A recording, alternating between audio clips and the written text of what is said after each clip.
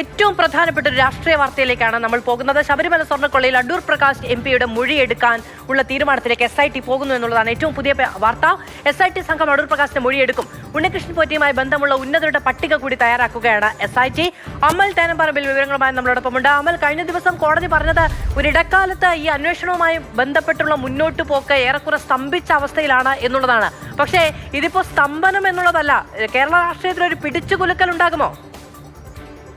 അത് പൊതുവെ ഉയർന്നു വന്ന ഒരു ആരോപണമാണ്. കോടതിയുടെ മാത്രം സംശയമായിരുന്നില്ല. കാരണം ആ തിരഞ്ഞെടുപ്പ് ഘട്ടത്തിൽ ഒക്കെ തിരഞ്ഞെടുപ്പിന് ശേഷം ഒരാഴ്ച കാലയളവിൽ ഈ അന്വേഷണത്തിൽ കാര്യമായ പുരോഗതിയൊന്നും ഉണ്ടായില്ല എന്ന് പൊതുജനത്തിന് തോന്നും വിധത്തിലുള്ള ചില നീക്കങ്ങളാണ് നടന്നത്. പ്രത്യേകിച്ചും പ്രധാനപ്പെട്ട ചോദ്യം ചെയ്യൽ ഉണ്ടാകുന്നില്ല, അറസ്റ്റ് ഉണ്ടാകുന്നില്ല എന്നൊരു തോന്നലൊക്കെ ഉണ്ടായി. പക്ഷേ അതിനുശേഷം ഇപ്പോൾ കഴിഞ്ഞ ശനിയാഴ്ചയാണ് കടകംപള്ളി സുരേന്ദ്രനെ ചോദ്യം ചെയ്യുന്നത്. ആ വാർത്ത ഇന്നലെയാണ് പുറത്തു വന്നതെങ്കിൽ കൂടി PS പ്രശാന്തിനെ മൊഴിയെടുക്കാനായി വിളിക്കുന്നു, കാര്യങ്ങൾ ചോദിച്ചറിയുന്നു. എന്താണ് ഉണ്ണികൃഷ്ണൻ പോറ്റിയുമായിട്ടുള്ള ബന്ധം? പല ആളുകളും ഇപ്പോൾ പത്മകുമാർ അടക്കമുള്ള ആളുകൾ കടകംപള്ളിയുമായി ബന്ധപ്പെട്ടുള്ള കാര്യങ്ങളൊക്കെ പറഞ്ഞിട്ടുണ്ട് എന്നുള്ളതാണ് ഈ പലയിടങ്ങളിലായി പ്രചരിക്കുന്ന വിവരം. എന്തായാലും ആ കാര്യങ്ങളിലെല്ലാം കടകംപള്ളിക്ക് പറയാനുള്ളതെല്ലാം കേൾക്കുന്നു. കടകംപള്ളി ഇന്നലെ പറഞ്ഞതനുസരിച്ചാണെങ്കിൽ ഈ വിഷയവുമായി ബന്ധപ്പെട്ട് തനിക്കറിയാവുന്ന കാര്യങ്ങളെല്ലാം അവിടെ പോയി പറഞ്ഞു കൊടുത്തു എന്നുള്ളതാണ്. പ്രശാന്ത് ആണെങ്കിൽ കൃത്യമായ ഒരു വ്യക്തമായ ഒരു പ്രതികരണത്തിന് വിഷയത്തിൽ തയ്യാറാകുന്നുമില്ല. ഇടക്കാലത്തൊന്ന് ബ്രേക്കിട്ട് പോയോ എന്ന് കോടതിക്ക് പോലും സംശയം തോന്നിയ ഒരു അന്വേഷണത്തിൽ ഇപ്പോൾ ഉണ്ടാകുന്നത് അത് നേരത്തെ പറഞ്ഞതുപോലെ കേരള രാഷ്ട്രീയത്തെ പിടിച്ചുലയ്ക്കും വിധത്തിലുള്ള ചില മൊഴിയെടുപ്പുകളും ചോദ്യം ചെയ്യലുകളുമൊക്കെയാണ്.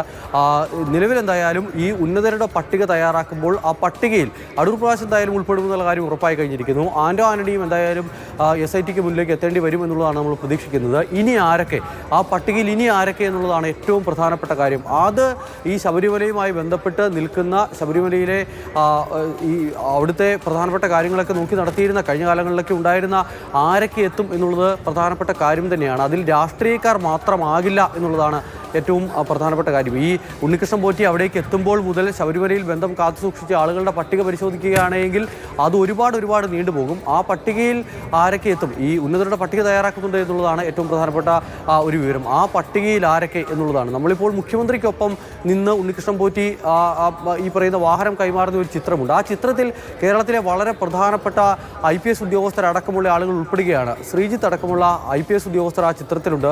ഈ പോറ്റിയുമായി അടുത്ത ബന്ധം കാത്തുസൂക്ഷിക്കുന്നത് പോലെയുള്ള ഇടപെടലുകളാണ് പല ആളുകളും ആ ചിത്രത്തിൽ ആ വീഡിയോയിൽ മുഖ്യമന്ത്രിയുമായി ഈ വാഹനം കൈമാറുന്ന സമയത്തെ പുറത്തു വന്ന വീഡിയോയിൽ നമുക്ക് കാണാൻ കഴിയുന്നത്. അങ്ങനെ മാത്രമല്ല, പോറ്റി ഈ രാഷ്ട്രീയക്കാരെയോ ഉദ്യോഗസ്ഥരെയോ അല്ലെങ്കിൽ ഈ പറയുന്ന പ്രധാനപ്പെട്ട നേതാക്കന്മാരെയോ ഒന്നും നമുക്ക് ആ വിഷയത്തിൽ കുറ്റം പറയാൻ എത്രത്തോളം കഴിയും, അല്ലെങ്കിൽ അവർക്കൊക്കെ എത്രത്തോളം ഈ വിഷയത്തിൽ പങ്കുണ്ട് എന്നുള്ളത് കൂടി സംശയിക്കേണ്ട, അല്ലെങ്കിൽ പോറ്റി എത്രത്തോളം ഇടിച്ചു കയറുന്നുണ്ട് എന്നുള്ള അത് തെളിവാക്കുന്ന ഒരു വീഡിയോ കൂടിയായിരുന്നു അന്ന് ഈ മുഖ്യമന്ത്രിക്കൊപ്പമുള്ള ആ വീഡിയോ എന്ന് പറയുന്നത്. എങ്ങനെയെങ്കിലും ഒന്ന് മുഖ്യമന്ത്രിക്കൊപ്പം എത്താൻ ഇടയിലൂടെ ഇടിച്ചു കയറുന്ന ഉണ്ണികൃഷ്ണൻ പോറ്റിയെ നമ്മൾ അതിനകത്ത് കാണുന്നുണ്ട്. അപ്പോൾ അങ്ങനെ എല്ലായിടങ്ങളിലേക്കും ഇടിച്ചു കയറി ചെന്ന ഉണ്ണികൃഷ്ണൻ പോറ്റിയാണ് എവിടേക്കൊക്കെ എത്തിയിട്ടുണ്ടെന്നുള്ളത് വളരെ പ്രകടമാണ്. അത് എടുത്തു പറയേണ്ടതാണ്. എങ്ങനെയെങ്കിലും മുഖ്യമന്ത്രിക്കൊപ്പം എത്തുക എന്നുള്ളത്. ആ ഫോട്ടോ എടുക്കാൻ വേണ്ടി അതിനു മുൻപ് തൊട്ട് മുൻപ് പി ശശിയോട് സംസാരിക്കുന്ന കാണാം. ആ ഫോട്ടോ എടുക്കാൻ വേണ്ടിയുള്ള മുഴുവൻ സജ്ജീകരണങ്ങളും ചെയ്യുന്നതൊക്കെ നമുക്ക് കാണാം. കുറച്ച് മുമ്പ് ആന്റോ ആന്റണി നമ്മളോട് സംസാരിച്ചപ്പോൾ പറഞ്ഞത് 14 വർഷങ്ങൾക്ക് മുൻപ് എടുത്ത ഫോട്ടോയാണ് എന്നുള്ളതാണ്. ഈ 11-ലാണ് ഉണ്ണികൃഷ്ണൻ പോറ്റി ശബരിമലയിലെ